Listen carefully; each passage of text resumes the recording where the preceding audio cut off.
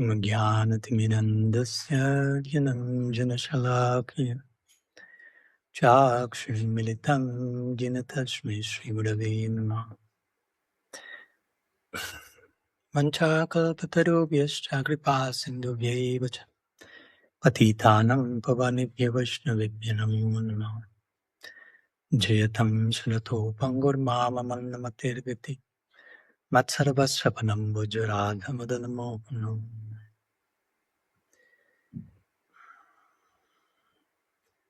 Good evening to all of you. Welcome. Pranam. It's my honor and good fortune to be here today with all of you. First time visiting the Netherlands, so very excited to connect with all of you. Wonderful hearts, and me having the fortune of trying to share some words about, I will say, corresponding lifestyle to what we have just done, what we call Kirtan. Because we were singing together, and probably, hopefully, each one of you felt, oh, maybe I could be doing this forever. That's how I like to think. When you feel, oh, I could be doing this forever, you're having a glimpse of eternity. I see myself doing this perpetually. Okay, you're having a trailer of eternity. That's how eternity looks like. Doing something you love forever. Right? Because if it's something we don't love forever, that sounds more like hell than beautiful eternity. So in our tradition, we repeatedly are invited to engage in Kirtan, in praise, forever. Krishna says in the Bhagavad Gita, Satatam Kirtayanto Mam. Perpetually engage in Sankirtan. One of our great masters, Sri Chaitanya Dev, will say, Kirtaniya Sadahari. Right? Do Kirtan forever. So, but the question is, how can we make this celebration, this praise, sustainable in eternity? No? We have our lifestyle here should be sustainable in eternity. No? Our Bhakti tradition tries to teach us that. If you want to enter into eternity, it's not a sudden stroke that we are here living a life in this direction and eternity is in this direction. So suddenly you end up in eternity. But our lifestyle here and now should be gradually aligned. So gradually you find yourself in eternity. Because eternity is a state of consciousness, not so much a geographical flight to somewhere else, but it's an inner shift. So for us to perpetually sing and celebrate and glorify as we're having a glimpse here of that eternity, there are some ways of conducting ourselves in life that bring coherence to our practice of Kirtan, of Bhakti.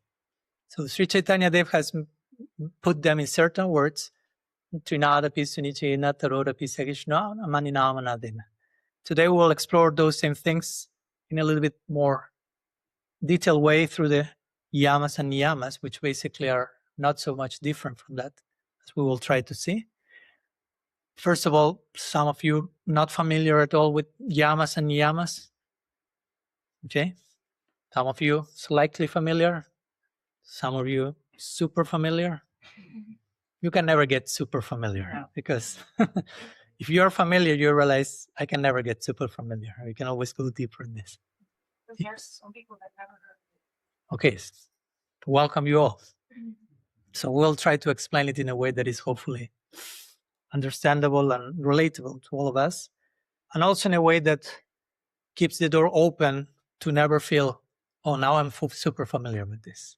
Because the more you understand the implications of each one of these, you realize, wow, there's scope to deepen in this in eternity. So eternity will be there for us to go deeper and deeper into each one of these, what this means. So these are called Yamas and Niyamas. This is the theme I've been invited to talk about today. And this is 2 of 8 steps, if you want to call them, into what's called a system of yoga called Ashtanga Yoga. Ashtanga Yoga. Anga means like limb, like different limbs. And Ashta means 8. So the 8-limbed yoga, 8-stage yoga, starting with Yama, Niyama. We will get there in a minute. And I will try to go through each one of them briefly today. Each one needs minimum, I don't know, one lifetime, one class at least. But we'll try to go through 10 in one lecture. So let's see if we can survive that. So Yama Niyama is the beginning of this Ashtanga yoga system, which follows with asana, pranayama, pratyahara, dharana, dhyana, and culminates in samadhi, which basically is a gradual progression, as we will see. First of all, starting with do's and don'ts in terms of how you live your daily life, before speaking about let's sit asana, let's do any asana, any posture, let's sit to meditate. We'll talk about that later. First, let's see how coherently we live as a human being in society. Something like that. Preliminary, basic human coherence. Before we even think about sitting, what to speak of then? Pranayama, some breathing exercises to calm the mind, and pratyahara, withdrawing the senses from the objects of the senses, then dharana, some effort to concentrate the mind, and dhyana, some more fixed meditation, and finally samadhi, like uninterrupted flow of absorption, sacred trance. As mystical, as romantic as that sounds, it all begins here, my friends. To be realistic, to bring realism to our yoga practice, so we do not become enamored by a mystical goal without first starting right here, right now in our relationships. So Yama Niyama bring this preliminary coherence to our spiritual practice. Without them, I will say meditation or spiritual practice in general can become destabilized, can become even spiritual bypassing. And the idea of this system is that you can only get to the next stage by having gone through the previous one. Like you cannot get a PhD if you didn't get a master's first, so to say. I can claim I won my PhD and I haven't started kindergarten even, so to say. Right? There are certain stages you have to go through. So Yama Niyama, again, come before asana. So asana literally means sit. So before we sit, how we walk in the world. So Yama Niyama is about walking our talk, as they will say in some countries, and be coherent in how we live our lives before we sit. So we'll try to unpack a few of them, all of them, but in relatively short way, hopefully to shed light to the importance of this preliminary stage of human foundation. So Yama and then Niyama. So Yama are the restraints or the don'ts, we will see. Sometimes we need to know what something is not before we know what something is. That sometimes it helps. Like Krishna in the Bhagavad Gita, when he has to say something about the soul, he begins saying what the soul is not. The soul does not die, is not born, cannot be dried, cannot this, cannot that. And then eventually he says something about the soul. Ascharyabat, Ascharyabat, Ascharyabat. He said the soul is amazing, amazing, amazing. But before he's saying what soul is not, like deconstructing false ideas we may have about that. Like I remember Eric Fromm, we were talking the other day, in his Art of Loving, when he says what love is, first chapter is what love is not. And generally he's then deconstructing all the false beliefs we may have about what love is, and then we can start learning, but before we may need to unlearn. So via negativa in Latin they will call the restraints, the don'ts. So the first one is ahimsa. Probably this is one of the most popular ones in terms of knowing what ahimsa means. Some of you know what ahimsa means? So generally it is translated as non-violence. So it all begins with non-violence. Now, interestingly enough, the word in Sanskrit generally serves like implying the opposite of whatever the rest of the word says in some cases. So himsa means violence, ahimsa will mean non-violence, but also ahimsa can mean doing the least possible violence. Understanding sometimes it's not possible to be non-violent in any absolute way, even when we are walking, breathing, like sweeping, you may be killing different entities. So ahimsa, of course, it tries to be as realistic as possible. Try to do the least possible violence you can. How you relate to another person, how you relate not only physically, of course, it's not non-violence in terms of attacking someone. You can attack someone physically, you can attack someone verbally, you can attack someone emotionally, passive aggressive, just in silence. I have bad thoughts about you. You're receiving my himsa. So ahimsa means being compassionate enough not to do so. These don'ts, these restraints always have their positive counterpart. So to be non-violent, how will you translate that into a positive way? If I tell you, please do not be violent, what will be the positive counterpart? Be loving, kind, caring. So I always like to think about the ahimsa. So to play out the implications of each one of them, and ahimsa in our bhakti tradition is one of our 4 principles of dharma: ahimsa, tapas, saucha, and satyam, which are all included here, interestingly also. So ahimsa, you could say, do not be violent. Positively, you can say, be loving. But if you play out that, you could say, not only be loving, because you can try to look the lowest common denominator of what it means to be loving. So what's the minimum loving that I can be to pass my test? But ideally, ahimsa says, be as loving as you can. All right? We don't want to be like miser in our lovingness. Right? So ahimsa doesn't mean do not be violent, only means be as loving as you can. And that's a great question, because that sets us into say, how loving can I be? Yeah. We think we know how loving can we be, but actually we have a loving potential that we do not know. So the whole term of ahimsa sets us on an exploration. How loving can I be?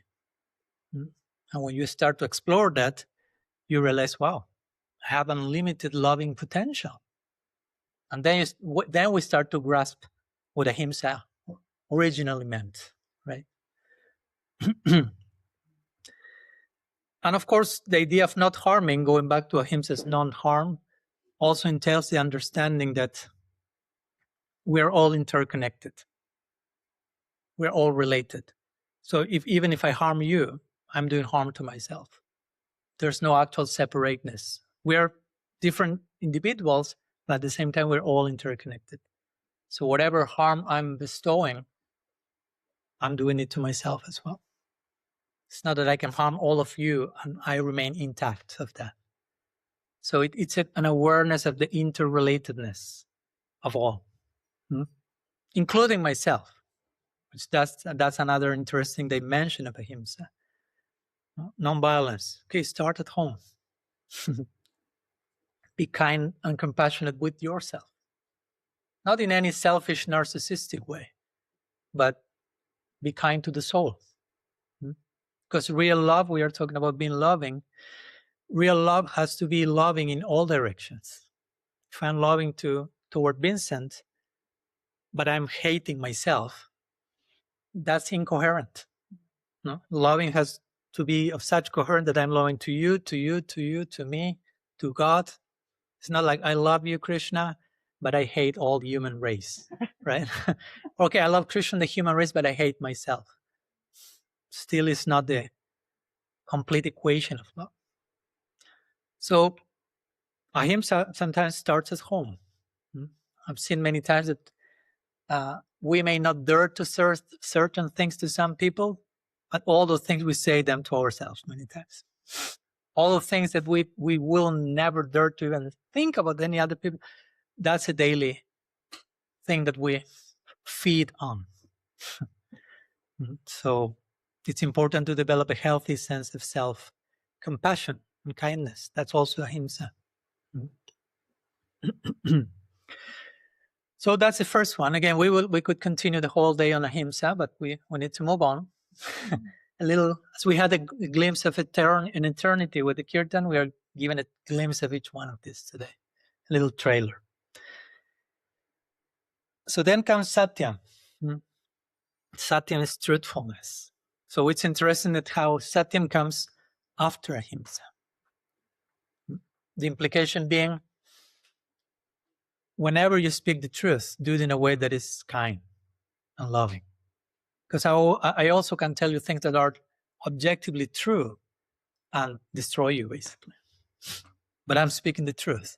Yeah, but if it's in a non-loving way, that's not justified. So that's why first ahimsa comes, putting in context, satyam. They say in Sanskrit, satyam bruyat priyam bruyat. Whenever you speak the truth, speak it sweetly. Not in a way that you just ornament every word you have to say, but from a place of empathy and compassion. It's not like because you know the truth, you can just bring the facts without any caring for the environment, how they will be impacted by that. So satyam begins with ahimsa again. How to speak the truth in a way that is compassionate and loving and kindness. That takes time sometimes. Before opening the mouth and speaking the truth, we may have to think how to do so. So my speaking the truth is not a lie in one sense. If my truth is harming everyone, that's not the truth. That's a lie in one sense. That's untruth. So ahimsa is qualifying satyam. And satyam as truthfulness, of course, is not limited to not lying. So again, this first line in this first list, we could see all of them as restraints, as don'ts. So satyam, do not lie. Okay, do not lie. That's good. But speak the truth. And not only speak the truth, but try to live your life aligned with the truth. And then comes the question, and what is the truth? And there are degrees of truth, and there are partial relative truths, and there are absolute truths that stay always forever. So how to align myself gradually with the truth with capital T. Have truth and the truth. That's how one of our main texts starts saying, Satyam param dimahi, like perpetually, Satyam param dimahi, perpetually meditate on the supreme truth. That's like a call for each one of us. And as I say before, this means be as loving as you can, not just be non-violent once in every weekend or something. Satyam is the same. Satyam is be as truthful as you can, be as honest as you can, be as and it's not like a forceful mandate. It's not anyone forcing us to do that, but like a begging, please, be as authentic as you can. Be as transparent as you can. Be as, how to say, as Krishna will say in the Gita to Arjuna, you better perform your duty imperfectly than someone else's duty perfectly. So be who you are imperfectly. That's more truthful than trying to create a persona, a character that is not you, but looks perfect. Right? I'm giving just a few examples of what satya will mean in embodied life, practical life. It's not just speaking the truth, but embodying it. Even when it hurts or even when it's unsettling, like, okay, I have to show myself with my doubts and fears and limitations and vulnerability. Yes. Maybe not in front of anyone and everyone because they may not know what to do with that.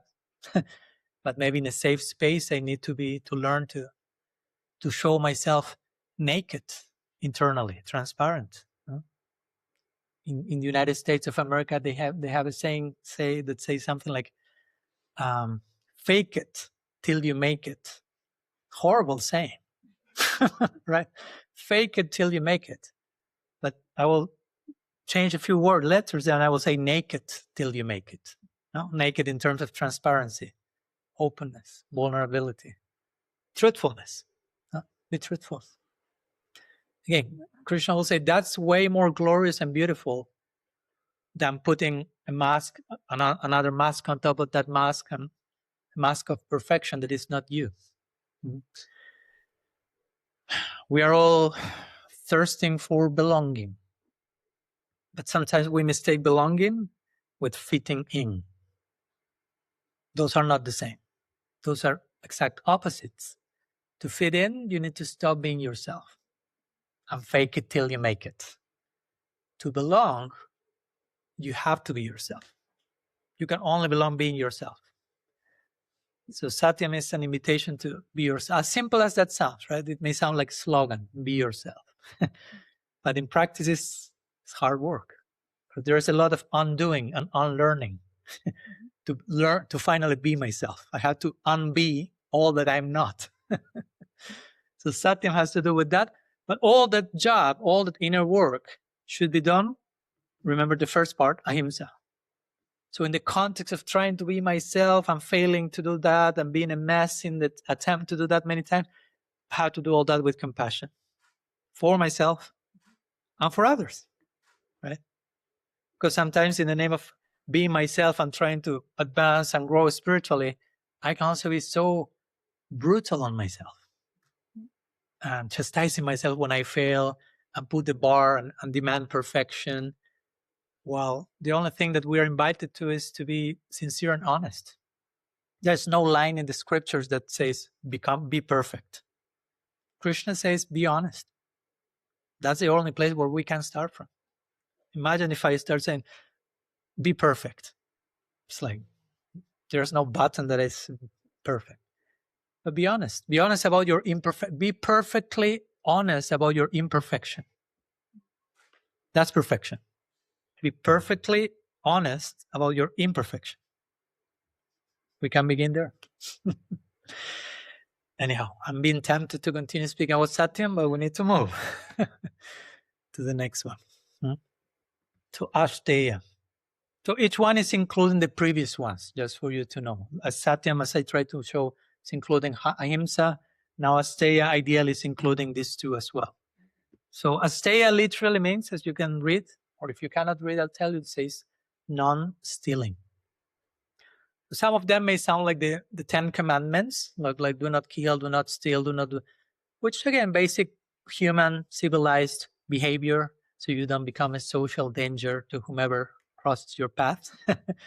And I hope we all agree, yeah, it's good not to steal each other's shoes at the end of the meeting. Please keep my sandals there. I can go barefoot, no problem, but it's kind to leave my shoes there if it's possible. I'll leave yours, I promise.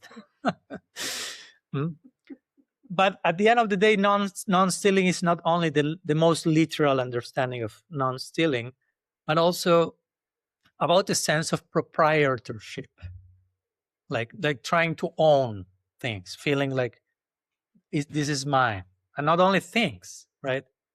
People, situations, and treating, objectifying people, making a subject an object, because you belong to me. We do that very subtly on a daily basis when you say, this is my wife. These are my kids. My. No? And many times we develop a sense of I based on my sense of mine. In Sanskrit, that's called ahammameti. I, me, mine. There's a song by George Harrison that sings like that in the Beatles. All through the day, I, me, mine, I, me, mine, I, me, mine.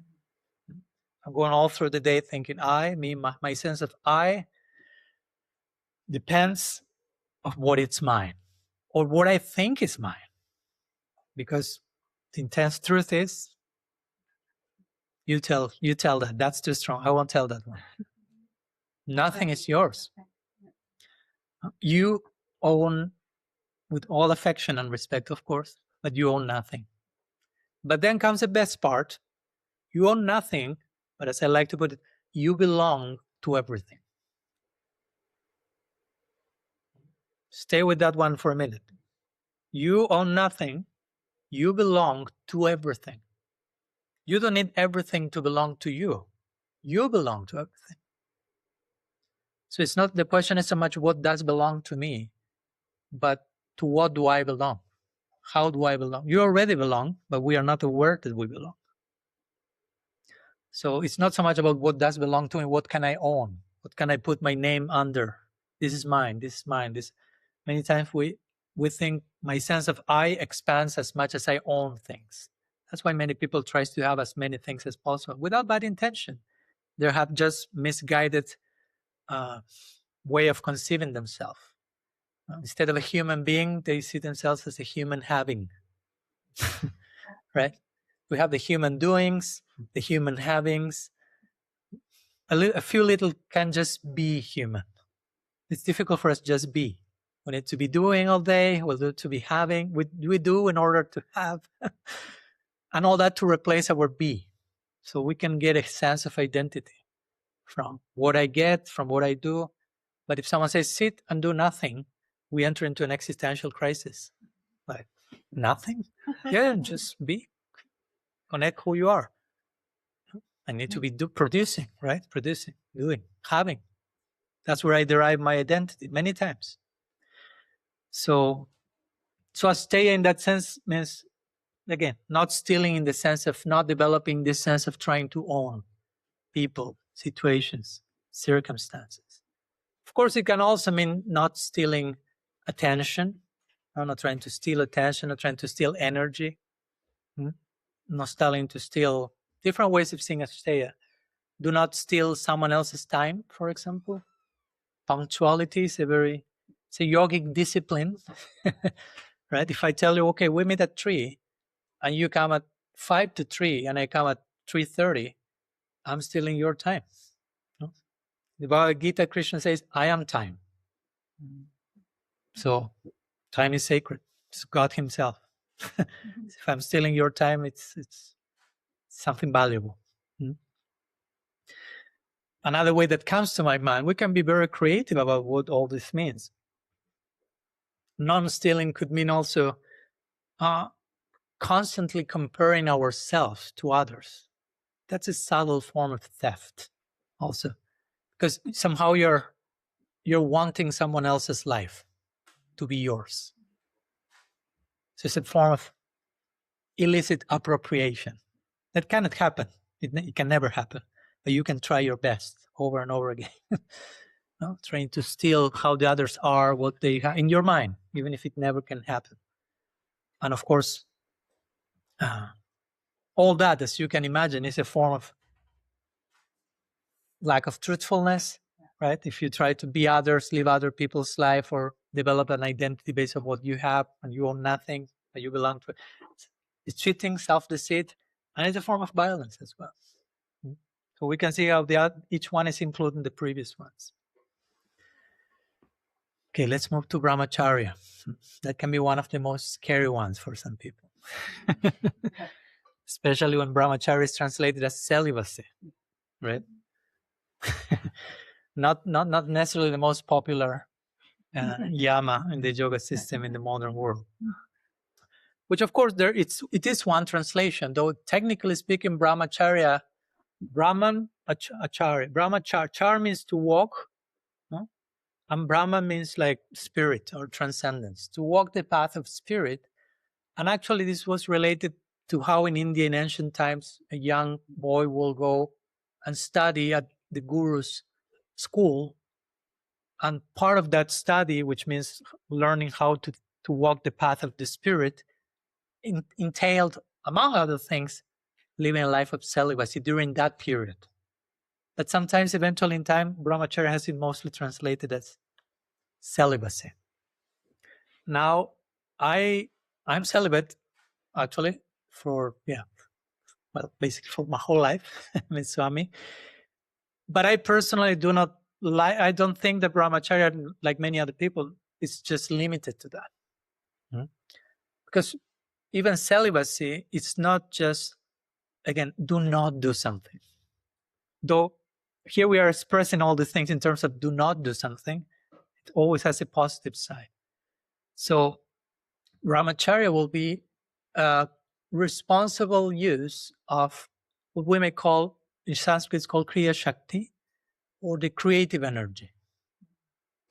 Biologically, you can express creative energy in a sexual act and procreate. But if you are not engaging in that type of service, I will say, procreation is a big service, being a parent, you need to do something with that energy. I mean, for me as a monk, that's a very important question, because I have sexual energy like any other human being has.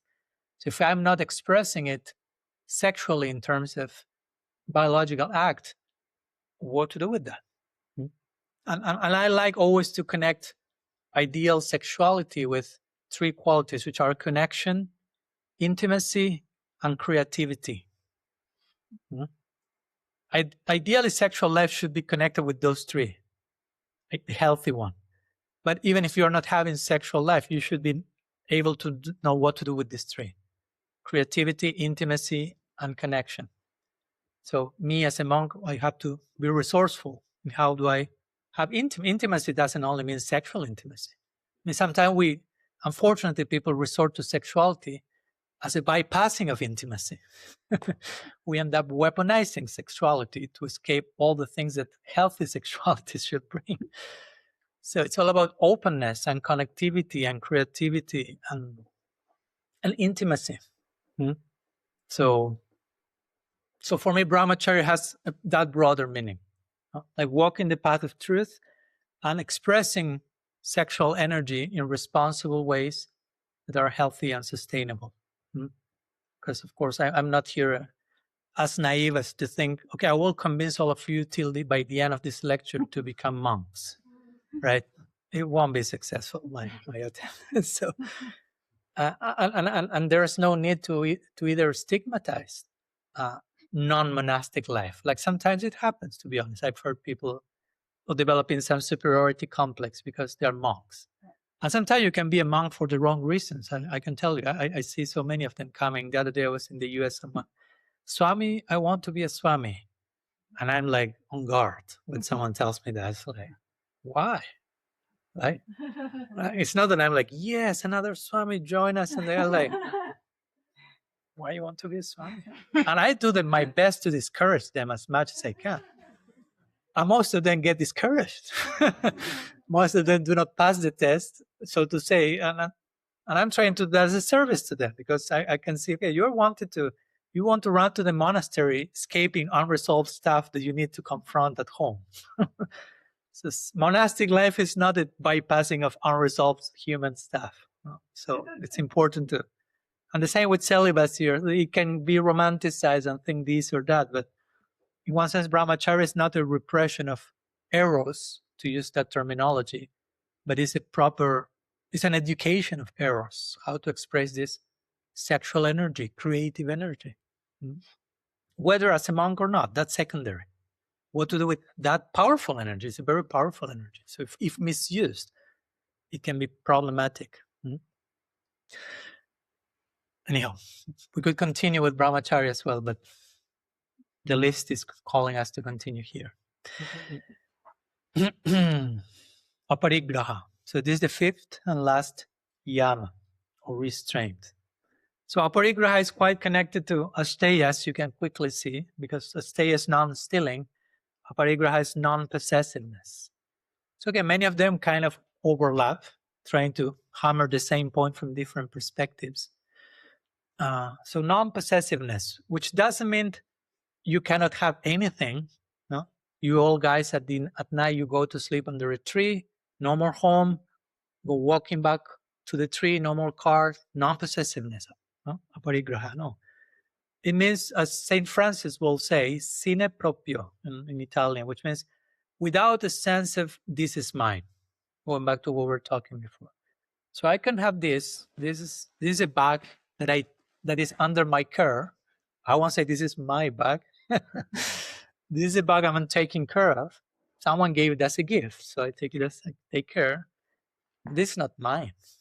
At any moment, it goes away, disappears, and so I ideally relate to this as, okay, it's under my care. I'm using it. I have to be practical, but it's not my bag.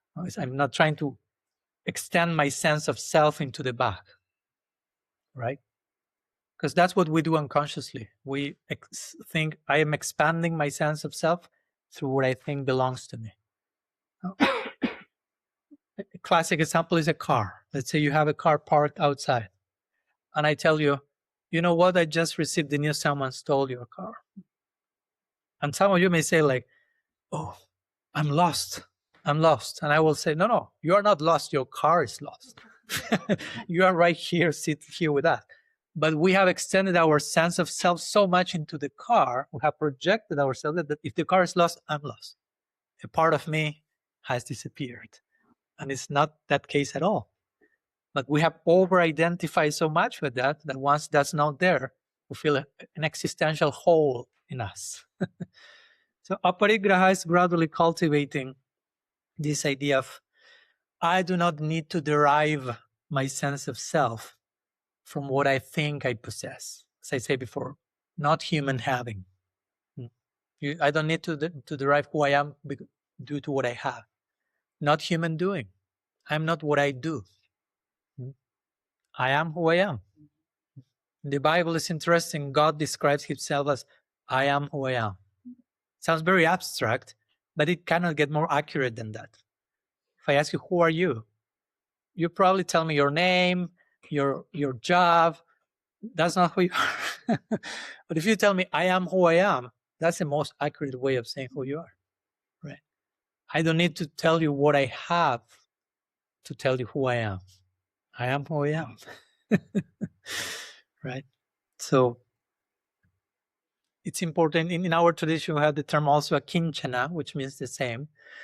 Someone without possessions, which doesn't mean you don't have a house or a car or cloth, but your identity is not depending on them.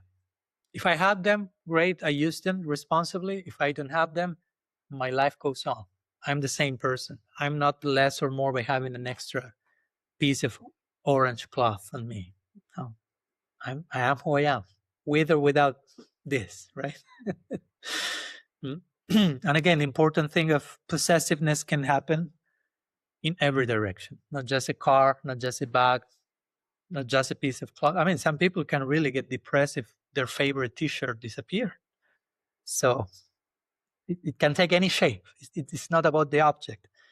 But also, again, we can become too possessive in relationships, with other people. Or identity. How do I see myself? Self-image, which is an upadhi in Sanskrit, something that we need to, even spiritual roles, right? I'm a Swami.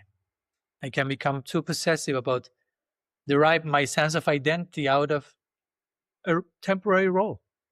In our tradition, our goal in eternity, I don't plan to be a Swami in eternity.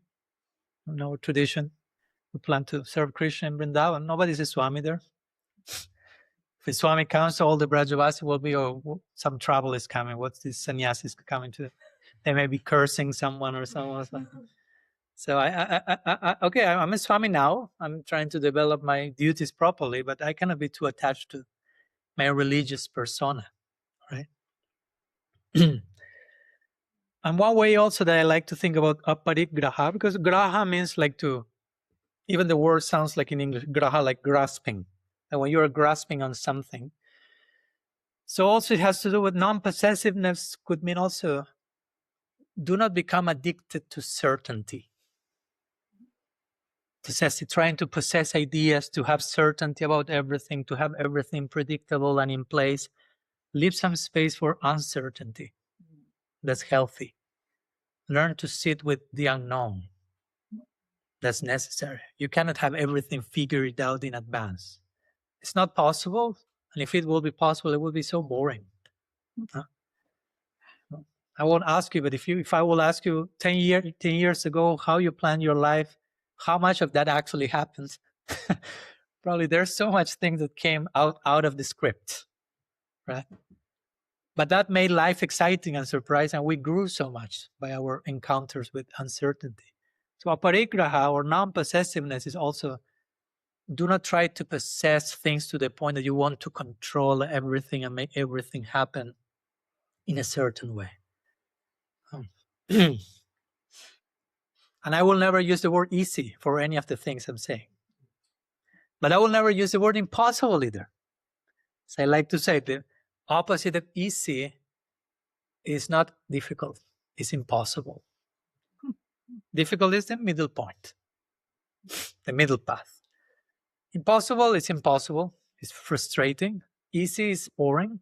Difficult is exciting. Difficult enough for us to pass the test and grow through that.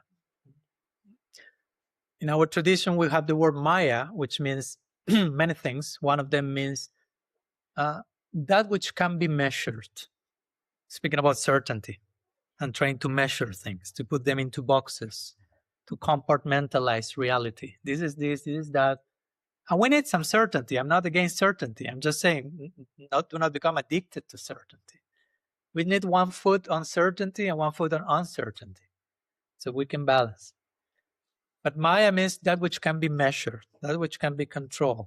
And also Maya means illusion,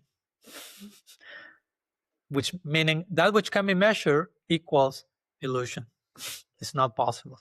You cannot measure anything. Even if you think, oh, Swami, I can measure this whiteboard. Bring a special camera and you try to see the atomic dynamics happening on a subatomic level. You cannot measure anything there. You will find yourself in a reality that is moving and dancing and vibrating with frequencies like, what's going on here? So reality is immeasurable. So aparigraha will be a little bit having that capacity to release, the tendency to grasp and put into box and be okay with mystery. Reality being mysterious on some level. Mystery, secret, unknowable. We can know something, but again, we want to attain the infinite. The infinite is, you cannot colonize the infinite. You cannot fully capture the infinite, right? So anyhow, those are the 5 yamas. Yes. You said that the next one relates to the one, the previous one. I didn't follow it for the last ones. Could you? Okay, sorry if I did it with everyone because I didn't want to make it too long. But which one will you like me to explain briefly? I only got the first one. I didn't. Okay. So asteya, for example, non-stealing, right? And we were speaking expanded non-stealing in terms of also non-possessiveness, not trying to own things, because nothing, we do not own nothing. So if I try to own something or think that I own something, that's not truthful. That's not truth. I'm deceiving myself, trying to own people and situations, or trying to steal, literally. If I try to steal, that's not truthful, and that's cheating, and that's a form of violence. Whether I'm literally stealing from you, or again, stealing your time, as we say, stealing your energy, that's a form of violence. That will be an explanation. And I won't go into every one of them because it may take too much time, so I trust your discernment that you will be able to be creative and draw some ideas. And if not, we can continue talking later. But we can move to the next list, niyamas, which there have been translated here as social ethics. So now we'll go more to the do's after the don'ts. And each one, again, is balancing each other. So it all begins here with saucha. Saucha, which translates as purity. Again, purity is a complex word, or it can be, like any word, it can be weaponized, it can be used for becoming neurotic. You are not pure enough. You are developing a whole purity culture around the spiritual practice. And as I say before, it's not about, in one sense, it's not about purity in terms of external purity. There is a place for that. But at the end of the day, it's about purity of intention, purity of motivation. Because we can check all the boxes right in terms of external purity. I will wake up early in the morning, have my shower, pronounce my mantras of purification, Namastraya, Om Keshavaya Namaha, put my tea leg, all. I can be a good boy, right? And have all the things proper, look in the right direction, but my heart may be in the wrong place. I may be developing a superiority complex. I'm so pure. All of you are not as pure as me. You are not doing the things, and I may be developing arrogance out of purity. So which purity is that, right? So again, we are not against purity of body. I mean, there's a place to make, if you wake up at a certain time in the day, there's a special energy that would be good. If you take a bath when you wake up, that may help you to be light and have more mental clarity. habits of sleep and food. Certain foods you eat will be more healthy and sattvic, we will say, more balanced. Dealing with certain substances. So many things we can speak about. Trying to keep the body clean, which helps to keep the mind clean, which all brings balance. And all that is part of purity. That's also talk about what we speak about, purity of speech.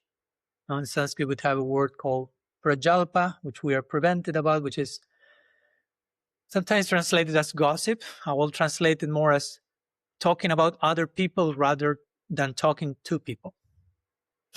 Right?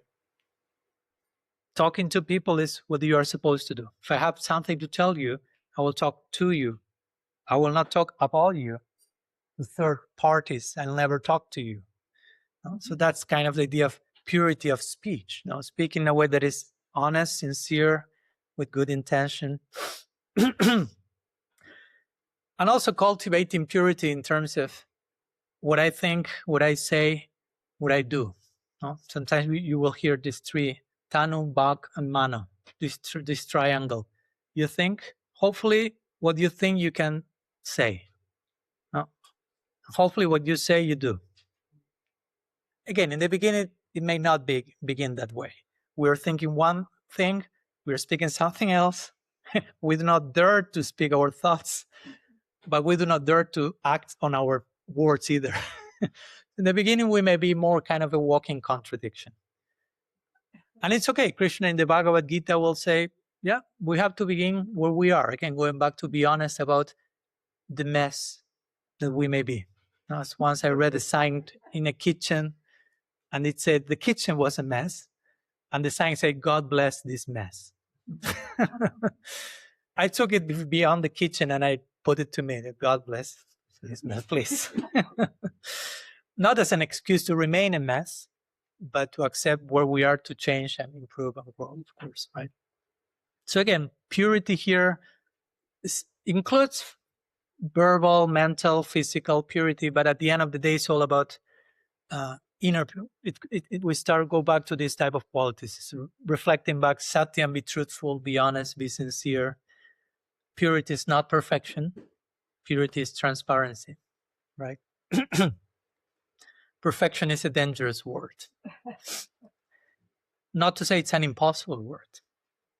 Because I like to talk in one of my books, perfection is never a fixed maximum.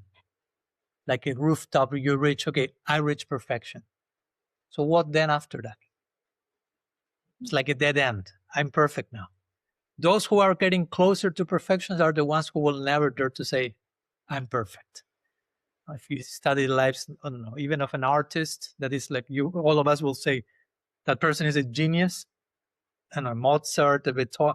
I don't think they will say, I'm so perfect doing classical music. They will think just like, I'm getting close to one drop of an infinite ocean. Really? They will say things like that. The same with great saints. Sri Chaitanya, in our tradition, we will say he was kind of the embodiment of divine love. And he will say, Na prema gandhasti darapi harume. In me, there is not even the aroma of love. But they have so much love. But when you have so much love, you realize how much more you can have. And compared to what you have, it always feels, I have nothing. But in a good way. Like when you are in front of an ocean, you may feel, I'm like this. But it's not that you have a bad self-esteem in front of the ocean. Right? You feel fortunate and blessed and humble. But you feel like this also. Because it's so vast. No beginning, no end. So, again, purity, saucha is not about perfection, purity culture, and then bullying onto those who are not pure enough, perfect enough, or on ourselves. I'm not perfect enough. I'm not pure enough. Relax a little bit. Which doesn't mean becoming pure. It means make the whole thing sustainable. One of the names of our tradition is Vaishnavism. And that's connected to the aspect of the divine called Vishnu. And Vishnu is the god of maintenance. He whom Brahma creates, Shiva destroys, Vishnu maintains. So Vishnu is the god of sustainability. Let's put it that way.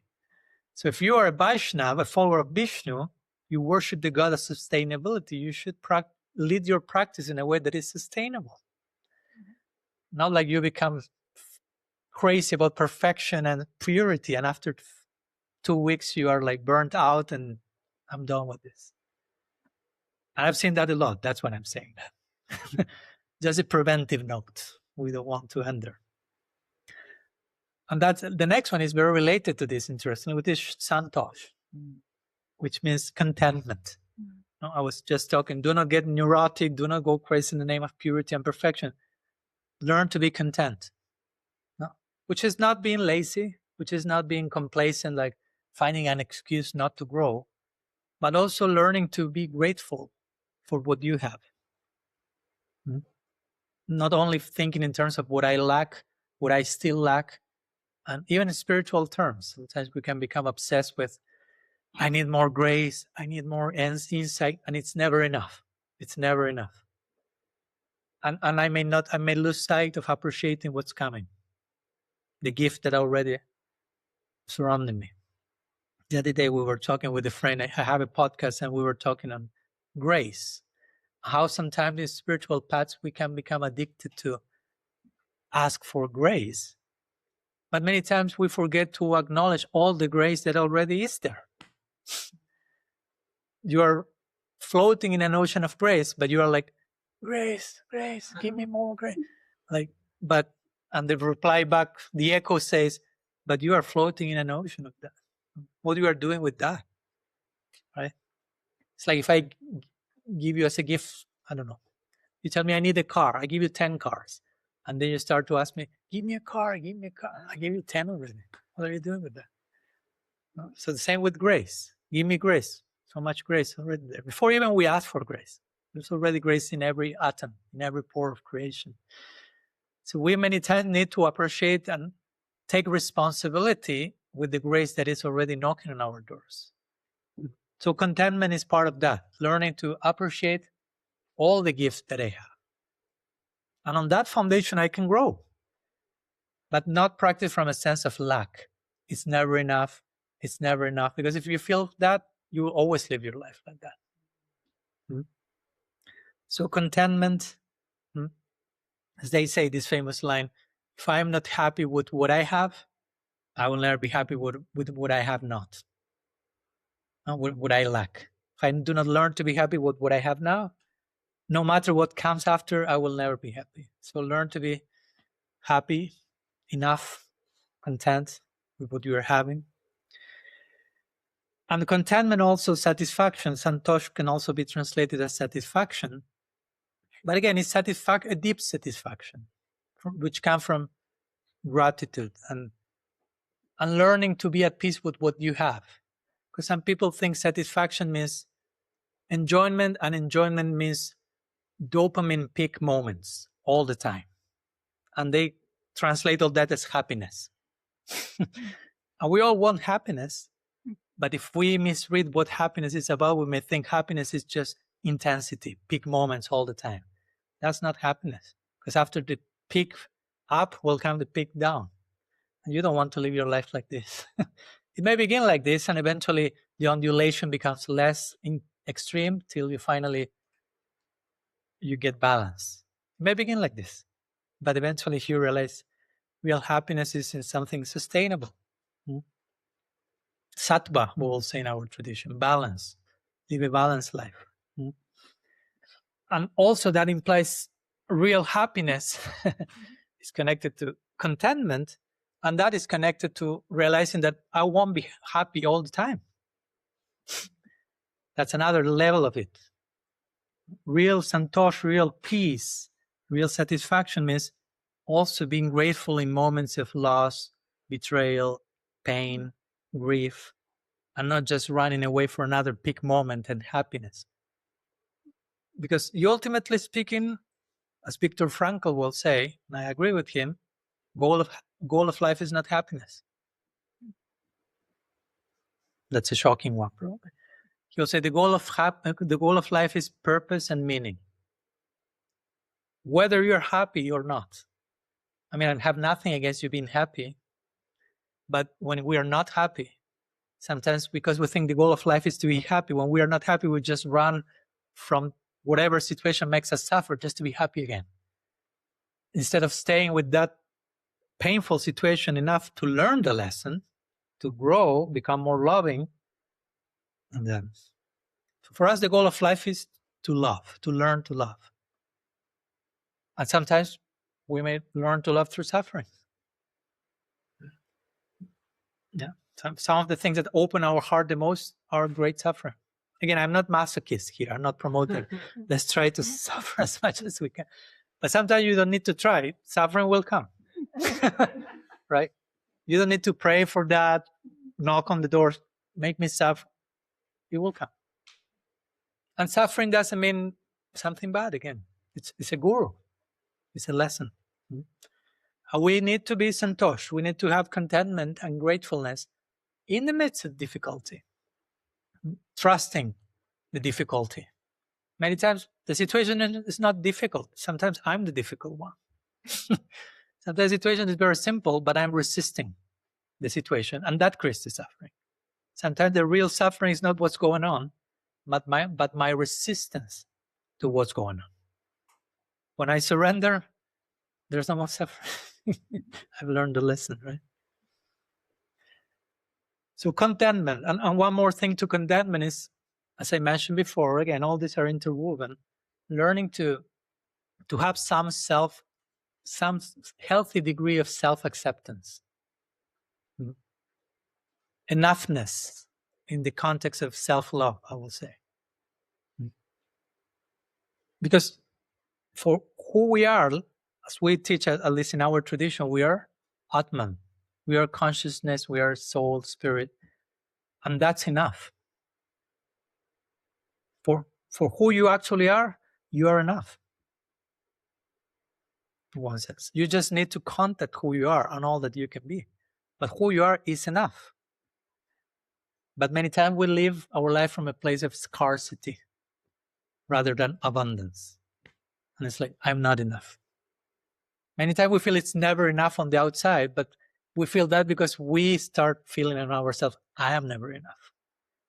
So I'm never enough, therefore I try to obtain things to be enough, to feel enough, but it's a self-perpetrating circle. So we have to understand, I am enough. Because I not in a narcissistic way, again, but in a way of accepting who I am. If I cannot accept who am I, even I cannot change the things that I may need to change. First, you can only change, as Carl Rogers will say, psychologist, the paradox is you can only change when you accept yourself fully as you are first. First, I need to accept who I am, where I am, and then we can speak about change. Okay, let's go to the next one. Speaking about the capacity to remain present with unsettling situations without escaping. We say that santosha also was that, contentment even in complex situations. Now comes tapas, which is translated here as self-discipline. Nice translation. Who did the translation? I say nice, just so you can raise your hand. No need to be concerned. Yeah. So tapas can mean self-discipline, which is another of the 4 pillars of Dharma in our Bhakti tradition. Satyam, saucha, tapas. And where is the 4th one? Ahimsa. Tapas also means, interestingly enough, in Sanskrit, tapas means fire, which is connected to self-discipline. When you try to discipline yourself, it's a type of fire you enter in. It means introspection. In our particular tradition, there's a story that says that at the very beginning of the universe, there was Brahma, which is depicted as the first existent being in the whole universe. He was just by himself, trying to ascertain what to do with my life. Long story short, at one point he hears this word tapas, which means fire, literally. But it's not that he takes 2 pieces of wood and starts to, and then fire was created. He hears fire and he closes his eyes and enters into meditation, introspection. No? So that's how he understood fire. Enter the fire of introspection, of self-discipline. Fire, not as fire that burns. Well, sometimes we need to burn some things. Some things sometimes need to be reduced to ashes in order to be born in a new form. But fire also sheds light. Sometimes fire sheds light on things we need to see, and then they need to be reduced to ashes. But also fire brings warmth. So different functions for the word tapas. Also the self-discipline of tapas means you sit with something and you are willing to look into that till what may be unconscious becomes conscious. Because we are mostly moved by unconscious forces. And the Yoga Sutras, from which this Yamas and Niyamas comes, they start with this definition of what yoga, chitta vritti nirodha. So say chitta means the subconscious mind. So tapas means also the willingness to bring the subconscious into the conscious, to do the inner work, to see what's in my subconscious. And how can we see what's in my subconscious? Well, maybe you pay attention to what triggers you. That's a good way to start. What triggers me? Out of proportion. That's speaking about something that is lying in the shed of the subconscious mind. So tapas means that willingness to sit, self-discipline, to sit with things that may be a little complex and uncomfortable. Again, not to an extreme that we become overwhelmed, but having the courage to be willing to see what needs to be seen. And remember, all this is about how we live our life. Before we start to sit, asana, pranayama, meditation, trance, first, courage, vulnerability, transparency, etc., etc. We have two more, and they are quite connected. I just spoke about introspection and looking at ourselves. Now comes svadhyaya, which is translated as self-study. That's very interesting. Thank you for that translation. Because that's the meaning. I mean, swa means one's own being, and dhyaya is related to dhyan or meditation or contemplation of one's own being. And it's interesting because in many circles, svadhyaya is understood as study of scripture, right? Sacred texts, which is fine. But the idea is when you read the sacred text, the idea is that the sacred text should invite you to read yourself. Now, it's not just I opening a book casually, but it's a dialogue that is taking place. For us, sacred texts are not objects. It's a living reality that you are interacting with. When you open sacred text, you are starting a conversation. I like to say we do not open a sacred text, but ideally the sacred text is opening us. The point is how willing I am to be opened by revelation. And then the sacred text will invite me to svadhyaya, to contemplate, reflect on myself, studying my patterns, studying my wounds, my projections, my prejudice, my relational habits, so many things are part of svadhyaya. Because reading sacred texts without the willingness of reading myself, that creates an imbalance, a lack of coherence again. It's always a conversation. In one sense, the sacred book is a map for the book of our lives. We have to write our own book by how we live our lives. And let's go to the last one. Yeah. Ishvara pranidhana, which in one sense is the more directly devotional item of Ashtanga Yoga, which is translated as surrender. Ishvara pranidhana. Surrender, pranidhana to Ishvara. Ishvara is a name of the divine, which means that person who possesses all Ishvarya. And Ishvarya will mean here all the top most desirable qualities. No? Those qualities that make us attracted to someone. Okay, there's some person who possesses all of them in the maximum possible degree.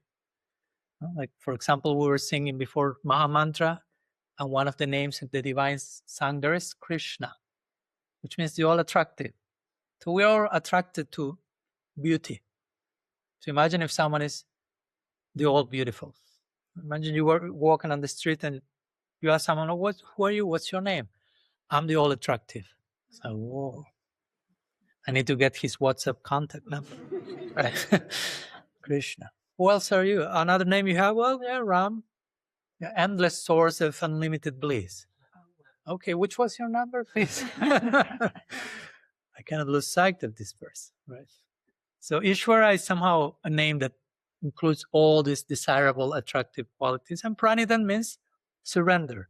That's very interesting, the two words put together, because sometimes surrender, we have a little bit of a traumatized relationship with that word, surrender. Like, okay, bring the white flag. I surrender. Don't kill me, please. Ishvara, don't kill me. I surrender. That's not what this is saying. No, it's not resignation. It's not out of fear. Surrender should be out of wonder. Like this is something so attractive. I cannot but surrender. It's irresistible. Irresistible. So remember, Ishvara means that supreme entity that has all these desirable qualities that are so irresistibly attractive that I cannot but pranidhana, dedicate myself to that. It's irresistible. So that's the idea, and that's a very important aspect of the yoga system. Ultimately, for us, and as the Bhagavad Gita says, yoga means union, and the highest form of union is through love. So, and the foundation of a life of love is surrender, we will say. Sometimes we call it sharanagati. It's another Sanskrit term for surrender. But again, surrender should not be out of intimidation, out of fear, out of social pressure, out of trying to fit in, out of who knows what. It should be out of wonder. Wow, this is so fascinating. I cannot but dedicate myself here completely. So in that sense, surrender is not the collapse of personhood. It's not that you have to erase yourself to surrender, but surrender is the full offering of my personhood. All that I am, I convert it into an offering. As we say before, surrender also implies trusting reality enough to remain open even when there is no control, when I don't know what will happen. There is a foundational trust that I give myself to this. I trust. I don't know how it will unfold, but I trust it will unfold in the best possible way. So this is the very last one of the list of 10 that I've tried not so briefly as I thought to explain. It's complex. It was a big challenge. But it could have gotten way, way longer. So I try my best. And again, these Yamas and Niyamas, just to conclude, are not merely, as I hope you realize, not merely like moral rules, but they are kind of relational disciplines to connect with everyone, ourselves, others, the divine in a coherent way. I'm trying to make the heart more and more like inhabitable for love. Prepare the heart as the vessel for love, which again, love is the essence of all yoga, as Krishna says in the Gita. So a few thoughts that I want to share with you today. I'm trying to honor the invitation to speak about Yama and Niyama. There's so much more that could be said, but just want to glimpse as each one of them, going a little bit beyond the usual also way of understanding and trying to extend them to other areas of our daily life. Maybe we have a few minutes. If anyone has any question, I don't want to go too far, but maybe some of you have something you would like to share or ask. We have a few minutes and we can maybe do some short kirtan to conclude, but yes. What's your name? It's Charles. Charles. Yes. Yes. First of all, thank you. This is one of the most concise explanation I've ever heard of the Yamas and Niyamas. I'm glad that it was concise. You felt it was concise still. It's not so much as a question of making something you can speak on. Because always when I read about the Yamas and Niyamas, there's this dance between like tapas and satyam and ahimsa, whereas in my life, to become, to reach a state of ahimsa, sometimes I have to be a little bit violent. Mm-hmm. Like, for example, I wake up and I don't want to go for a run because my body's aching or whatever. But I know once I've done it, I feel better and more balanced. Yeah. Which is just a fact of life. Yeah. But I figured maybe it would speak on forgiveness being required sometimes. Or maybe that's just part of the path. Thank you. Thank you for that invitation, which is an important one. So we continue to understand each one of these in a nuanced way, right? Like how nonviolence sometimes requires some form of violence. It reminds me of something that the other day we were talking in a satsang that we had on a weekly basis, and someone asked the question about unconditional love. Different topic, but related to your point. Does unconditional love include conditional love? Are there conditions in unconditional love? Because sometimes I think unconditional love is like, I love you no matter what, do whatever you want, I love you, I love you, I love you. But that's not unconditional love. Like, for example, mother and father, they have a baby. They love the baby unconditionally. Yeah, that's the foundation, unconditional love. But because they love the baby unconditionally, they will start gradually to put conditions to the baby's behavior. So the baby doesn't become a monster, basically. Right? Rules and boundaries. Maybe the mother keeps being more the unconditional side of the equation, and the father figure generally will be more like, no, but it's all from a place of unconditional love. But sometimes it takes the form of conditions in the service of unconditional love. So in the same way, I will say sometimes violence may be invoked in the service of ahimsa. As long as it's in the service of ahimsa, there is place for that. Again, not to justify anything and everything, but sometimes, especially even when we find ourselves in, apart from the example that you gave, which is very good, sometimes we also find ourselves in unavoidable situations. For example, the Bhagavad Gita. If you read the first chapter of Bhagavad Gita, you may not think this is a text about ahimsa, right? Battlefield. And I cannot tell you how many people I know that read the Bhagavad Gita and stopped at chapter 1.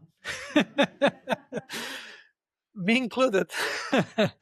First time, it's like, I was just here to read about yoga and love and meditation, and here on this arm is this one, this arm, this warrior with these weapons, and willing to, what's going on here? Right?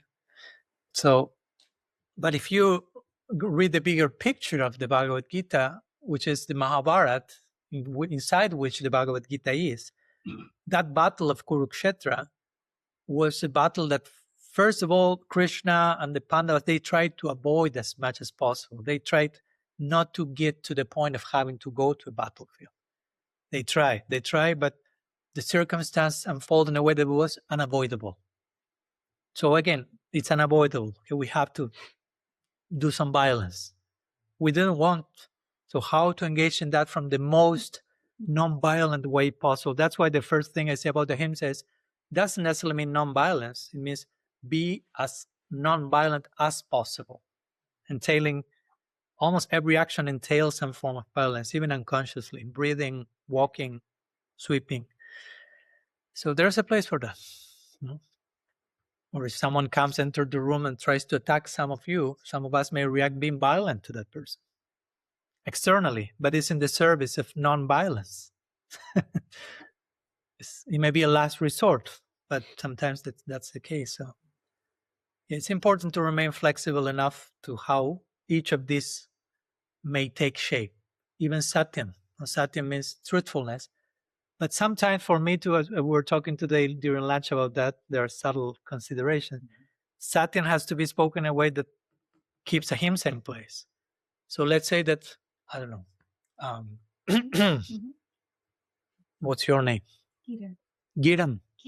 Kiran. Yes. So someone is, sorry for the extreme example, Kiran. It's just an example. Exactly. Someone is trying to kill Kiran. And we know that person is coming, so Kiran goes and hides there. And the killer comes and says, where's Kiran? If I am Satyam, I'll say, she's hiding there. That's not ahimsa. Right? So I will have to lie. But I will be Satyam, because it's in the service of ahimsa. You follow my point? So it's the opposite. I'm actually lying, technically speaking, but for the service of a higher point. So each one of these Yamas and Niyamas, again, my point is they may take different shapes according to each time, place, and circumstance. We have to be careful not to just conceive them in only one rigid form. Yeah. Thank you for the invitation to share something. Yeah. Something else? Yes. Your name? My name is Dennis. Dennis. Yes. Welcome. Please accept my obeisances. Please accept mine. Really nice lecture. And you also said because when these 10 points, I feel like, yes, and all these 10 points I could name a moment today, which I missed the mark, basically. Maybe you have a violent thought. Yeah. Welcome to the club. You are not alone. Like, yes, now I have to be doing this and doing that and these kinds of things, so that I turn into a human doing. So how to navigate this? Because also a lot of things come from maybe previous conditioning. One thing I've been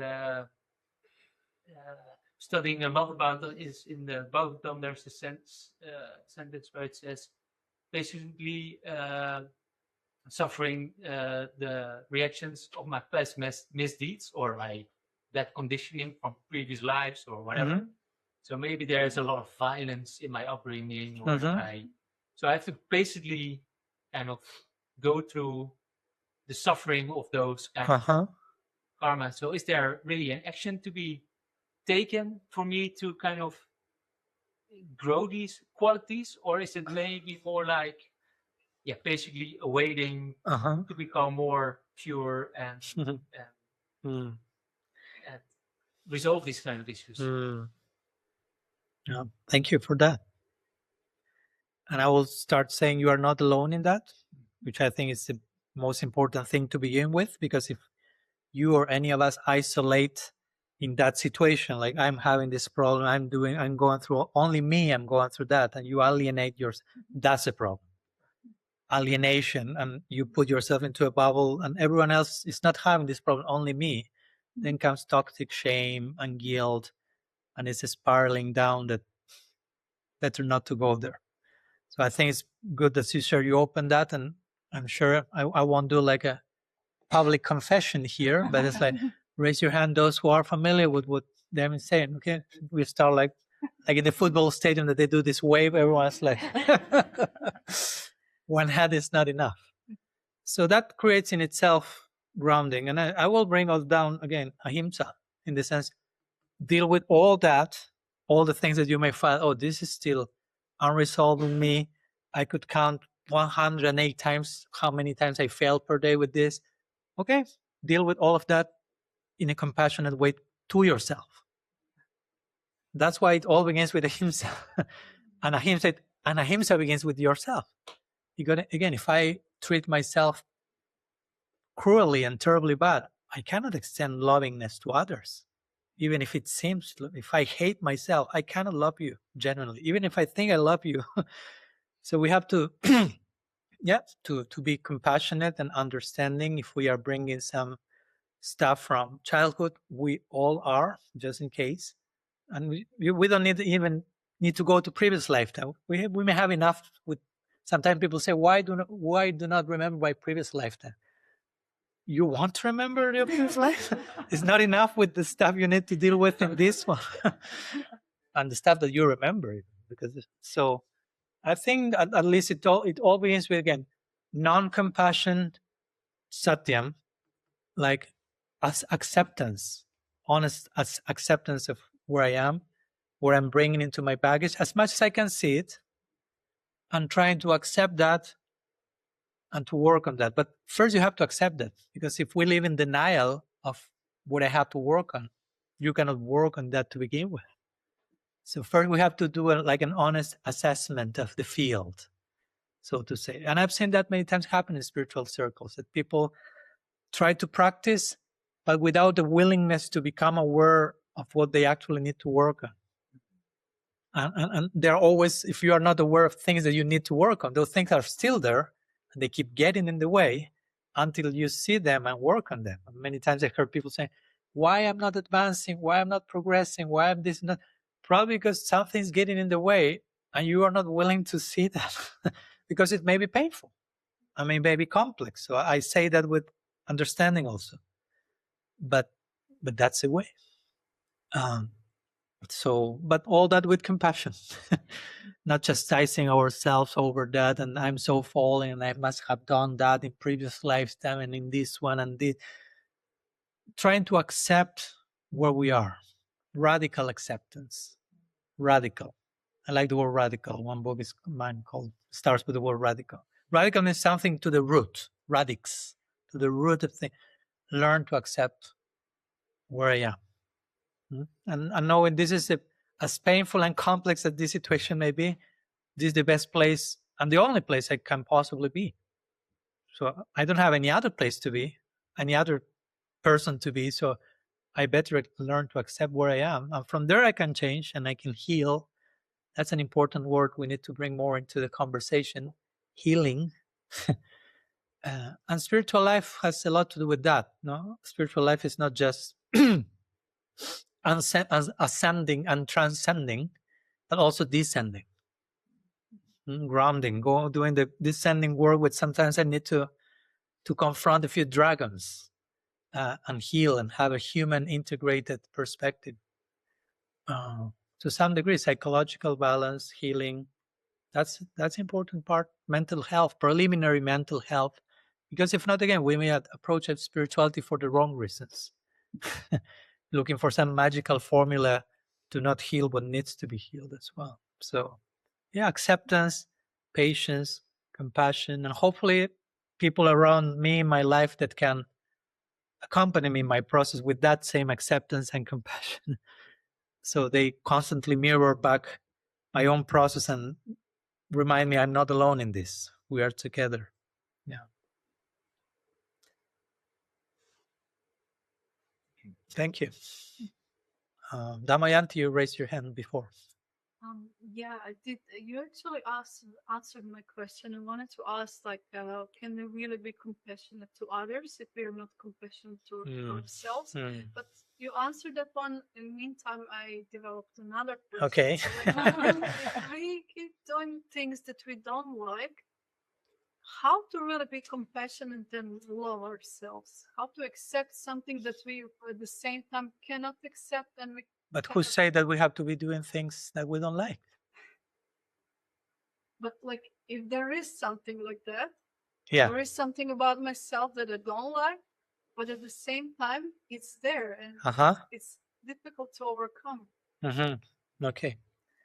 I was just thinking that because sometimes we also in some spiritual circles they will be like, try to do the things you like the less, so you get detached from the results. So not that extreme. So we need to do things that we like, that we love, and in the context of that, be willing to confront those situations that we don't like. But it doesn't mean that because we don't like they're bad or they're wrong. It's just that there's pain there. It's like giving you an example. I know.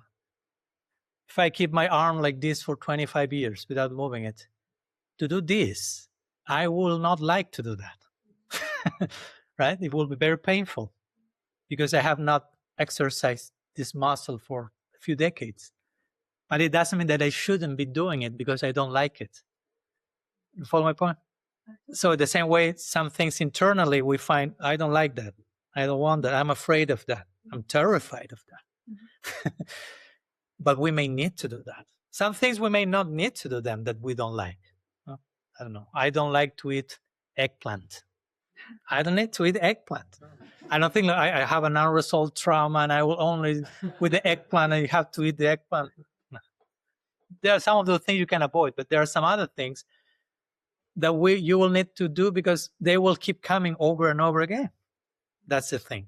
That if you say, no, I don't like to go there, to explore that part, and you don't go there, after a few hours, days, weeks, again. So it's like, okay, it seems I need to go there. Yeah, I don't like it. I totally understand that. That's like Arjuna in the Bhagavad Gita, Krishna asking him some things, and Arjuna is terrified and saying, no, I'm running away from this battlefield. I don't want to do that. And Krishna is like silently waiting. Okay. You are not giving me too much space to say anything. You are just giving your own discourse, Arjuna, blah, blah, blah, blah, blah, blah, blah. Let's see when he realizes that he has to. So there are things that, we may not like, but I think the real question is not so much how not to do the things that I don't like, but why I don't like this. Because in potential, there is sweetness there. No? Like Rupa Goswami gives the example of the jaundice. No? This sickness that what's sweet tastes bitter in comparison to chanting the name.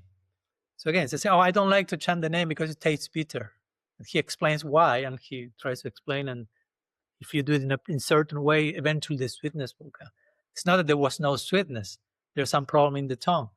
So in the same way, we feel some things are bitter or bad or I don't like, but it's not so much that that's bad, but somehow the bitterness is in me, so to say, and I'm tasting everything bitter. So how can I sweeten, so to say, my heart so I find sweetness where I previously found bitterness? So that's the whole sadhana, bhakti, or spiritual practice project, to gradually transfigure our tasting system. So when we found something difficult, even if we find it difficult, we can at least understand there's growth there. I can grow through the difficulty. Because eventually, at one point, you realize I can only grow through difficulty. Because if, as I said before, if something is easy, there's no much challenge to grow. So I need something that is difficult. Again, not impossible. Let's make peace with the word difficult or challenge. Like a good teacher will bring you challenges. If I say, I like to play mridanga, and you start okay, da, but after a few times you master this, and you ask the teacher, okay, give me a new stroke, and the teacher say, okay, let's do that. No, but I already know how to do that. That's easy. That's boring. I'm paying you to bring difficulty to my life, basically. So it's important, basically, to develop an understanding that, okay, I don't like that. I'm afraid of that. And of course, sometimes we need to take time. It's not like, that you don't like, jump into that right now. No, sometimes, again, we have to be gradual not everyone can expose themselves to the same degree of challenges also. So we have to keep it sustainable. But that's part of the tapas also, right? Of entering a fire, that an introspection. Okay, I don't like that. Why I don't like that? I'm afraid of going there. Why am I afraid of going there? Because I think I will lose this. Yeah. Why I think and what happens if I lose that? What remains? And you start all this process of deconstruction, of getting to the root of your fear.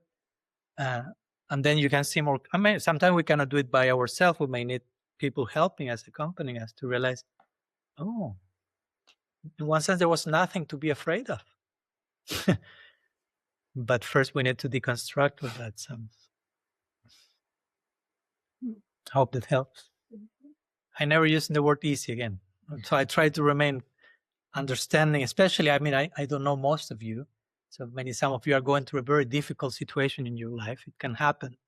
So I don't want to sound insensitive with me saying all the things, and someone may be going through something very complex that may take time to process, to understand, to internalize. I've gone through that myself, and probably I will go again. Years of healing, and it's perfect. It's fine. Yeah. Something else, maybe one last sharing. I don't want to make it too late. Over there. What's your name? Sorry, Isha. Isha. Yeah. Okay. First of all, such a good explanation. It was really interesting. But yeah, my question is more about the sense of belonging. Especially as a young girl these days, social media. I'm offered now, but I'm still with a lot of friends, and sometimes I feel very connected to the Lord and my friends. even like things I see online that are so far away from me, I've been very connected to that. So it makes me feel very nice. But sometimes you have the opposite, and it makes me feel kind of like hopeless if I feel so connected to things I don't even do. So, for example, you have a war going on, knowing that I'm connected to that sometimes feels very overwhelming. So I wanted to. Yeah. Thanks for sharing the courage to open also your heart to us and bring some awareness. Yeah, that's a perennial question, and of course there are no easy answers to that. I'm not here to give any magical formula, do this ABC and everything solve. Many of these questions we need to really stay with the question, sit with the question long time.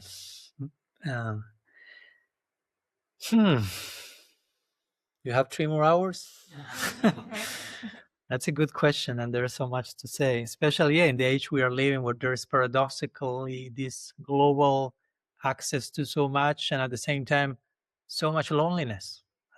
Many things to say. Now, on one side, you have that, one of the main crises nowadays, and tomorrow we will be talking in the lecture tomorrow, giving a trailer here now, with a Franciscan brother, who will be talking about, one of the main problems nowadays is loneliness, isolation, in a time of hyperconnectivity, paradoxically, right? It's hyperconnectivity on one level, but on another level, there is no full exposure to intimacy, what we were talking before, one-on-one. So on the other level, as you mentioned, there is this access to so much awareness of what's going on everywhere, and that can be overwhelming. And it's complex because you don't want to feel that you are escaping reality. Like, I don't want to see what's going on over there in the Middle East, or what's going on in so many places, actually. But also, if you just zoom in all in that direction, you go crazy. It's super overwhelming. And you lose sight of so many beautiful things happening simultaneously at the same time. So the challenge, and this is not an easy one again, but the challenge is kind of like to learn to coexist with both beauty and tragedy. No? Not one at the cost of the other. We don't want to be like, as I like to say, harmony junkies. Like everything's like, no, everything nice. And as I say before, the goal of life is not happiness. Who say that? Viktor Frankl. Who was Viktor Frankl? Prisoner of the Holocaust in Auschwitz. If there's someone who had it really hard, that was him. In the worst possible situation you can imagine, so to say.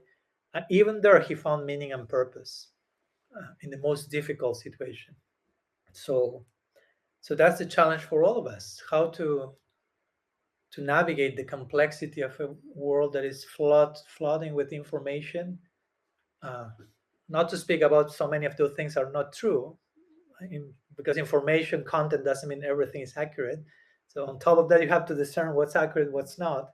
But even what's accurate is overwhelmingly too much. And we have to be humble enough to acknowledge I have a certain limit, the capacity to process, digest. I was talking a few months ago with she's a Christian theologian, but also neuroscientist. And we were talking about how our biology, she will say our technology has outpaced our biology. Right? Our biology is accustomed to process a degree of information in evolutionary terms to some degree, but the technology has advanced so far, our biology cannot keep up. So we have what she will call an evolutionary mismatch. So our whole system is collapsing because it's too much. So somehow, in the name of ahimsa, we don't want to escape reality, but we need also to be honest with ourselves. How much capacity do we have to hold all this, and in a way that I'm not losing sight of one thing nor the other, nor the beautiful nor the tragic. I want to be realistic, but I don't want to become only focused on the horrible, because I end up becoming cynical and resentful and hopeless. But I also don't want just to let me just talk to me about happy things. So it's a daily challenge. Again, I'm not giving you any answer, basically. just trying to acknowledge your complex navigation, because it's not only yours, it's mine, and hopefully of all of us.